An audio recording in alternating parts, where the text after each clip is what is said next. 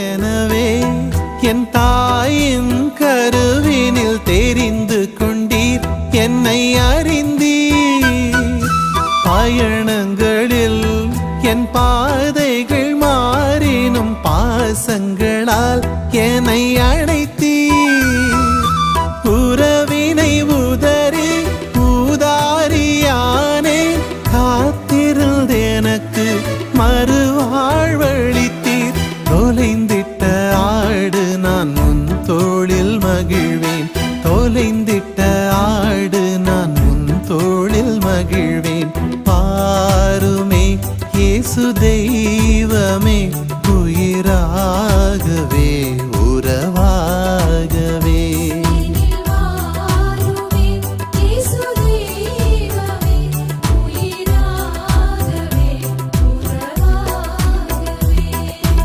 இதயம் திறந்தவரே எங்கள் இயேசுவே இறைமகனே,